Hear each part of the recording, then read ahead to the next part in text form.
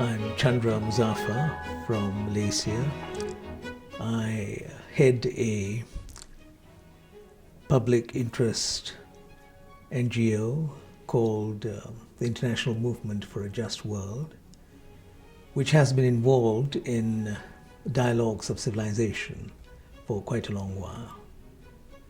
We have focused upon dialogues with various religious communities, and we have also looked at dialogue within the context of power relations, which I think is very important.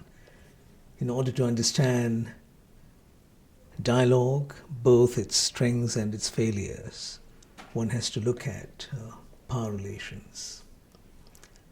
I'm also involved with the World Public Forum. I've been part of its annual program in Rhodes, Greece, for the last 2 years.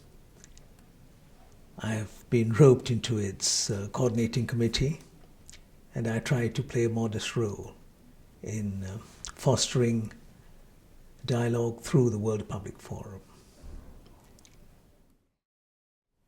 The World Public Forum is one of the most significant platforms that we have today for fostering better relations amongst civilizations, religious communities, cultural communities right across the globe. I regard it as a significant platform because it brings together people from different backgrounds, religious affiliations, cultural affiliations, and it attempts to look at some of the central challenges that confront us. Problems related to global hegemony, problems connected with the global economy, with issues in global politics. The World Public Forum focuses upon cultural issues of tremendous import. And it also attempts to look at issues related to environment and to science. These are some of the fundamental challenges facing humankind today. One, what are the barriers? There are a number of barriers. I think one of the most important barriers would be related to the lack of information, knowledge, and understanding of one another, which has been with us for a very, very long while. Different cultures and different religions, they have coexisted in different settings, but the level of knowledge and understanding of one another, let alone empathy and positive feelings of love and understanding, now that has always been at a minimal level in most civilizations right across the ages. It is in a sense understandable because people had lived for a very long while within their own silos. Things are beginning to change now, especially with globalization, with all the changes that have taken place in technology, in economics, and so on and so forth. But nonetheless, there is a low level of understanding of one another. Sometimes ignorance, which in itself is not a problem, leads to prejudices. And you have people who believe in stereotypes, in half-truths, in distorted images of the other. So the way in which we image the other is a critical challenge. And that, I think, is one of our barriers. But that in itself, distorted images and the way in which one perceives the other, would not be a major challenge. It had not been for the way in which political groups manipulate mass sentiments. That, to my mind, is a second and a far more formidable challenge. The conscious, deliberate manipulation of ethnic and religious sentiments by elites in power, by elites aspiring to achieve power. And this again is something which is not new, it is ancient. It has been with us for a very long time, except that in contemporary societies, largely because of the way in which the tools of communication have made it so much easier to manipulate mass sentiments, the challenge has become all the greater. This I would regard as yet another major challenge. And a third challenge, which is directly connected with globalization. We are also witnessing at the global level the manipulation of religious and ethnic sentiments, again for the purposes of power, to perpetuate power, to ensure that one's own interests dominate. And this is done by some very powerful elites from some very powerful capitals of the world.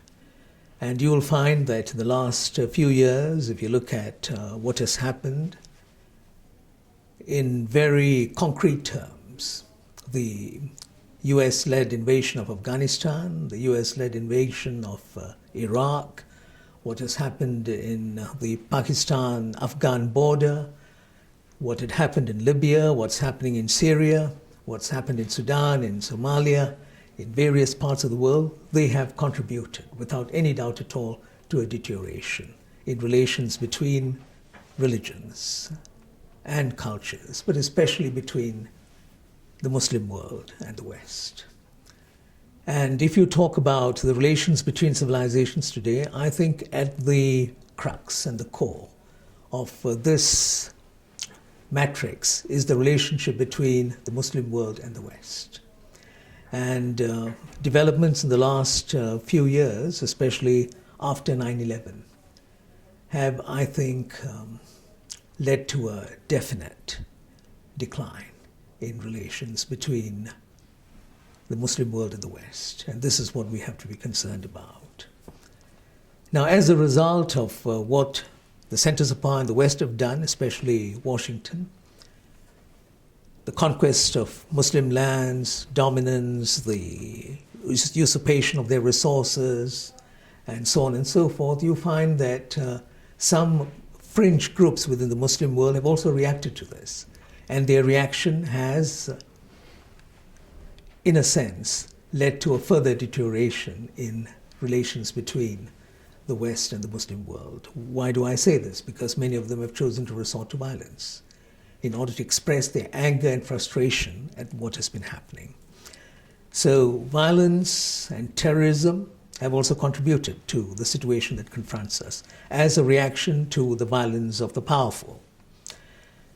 Now, what has also happened in the midst of all this is you find that both sides stereotype one another. In the West, Islamophobia is quite widespread. And within the Muslim world, I think there is also quite a bit of stereotyping of the centers of power in the West. And this doesn't contribute to the type of harmonious inter-civilizational ties that we are all attempting to bring about. So I see these as the formidable barriers that confront us. Now, how would one try to resolve this? If you took the first of the challenges, I think one has to increase the level of knowledge and understanding of one another. Schools, universities, the media, religious and cultural institutions, all of these and many other channels can play their role in increasing knowledge and understanding of one another. I know it has been done at various points in history, but it has never really become something major for any nation on earth, where one really looks at this as a fundamental challenge. In other words, getting people to know and empathize with one another on a massive scale. Number two, I think what we should also do is to confront elites within nation-state settings who manipulate ethnic and religious sentiments for political purposes, for purposes of power. And we can confront them within the confines of whatever political system exists. In other words, you challenge them politically, you mobilize public opinion, you do all those things in order to show people that this sort of approach to politics is unacceptable. When the masses reject this type of ethnic politics, politics related to religion and culture for very narrow and selfish purposes. Elites who resort to that type of politics will realize after a while that they have no constituency. So I think that has to happen within nation states. Now, at the global level, this is perhaps a far more difficult challenge because you don't have the nation-state type of setting at the global level. So the way to mobilize and the forces that you have to confront, it becomes much more problematic. But nonetheless, it has to be done. I think it is so important for us to expose the workings of the hegemon and what the real motives are and what the hegemon is trying to achieve, why the hegemon divides people in order to perpetuate its power. You just look at one example that I alluded to a while ago. If you look at Iraq, for instance, you find that the hegemon had an interest in playing one sectarian group against the other. And after a while, it played the other sectarian group against the one that it was backing at a certain point. And this has gone on in different settings. When I look at my own region, Southeast Asia, I find that there is also the hidden hand of the global hegemon in some of the conflicts which are taking place. In countries like Myanmar and Sri Lanka, you find that there are also agendas of the sort. So we have to expose what is happening. That's part of our work as NGOs, civil society groups, and so on. But more than that, I think there are developments which are taking place at the global level which may not have anything to do with dialogue as such, that are leading to a different type of scenario. What do I mean by this? I think the hegemon is no longer as powerful as it was. And that has a lot to do with the configuration of global power.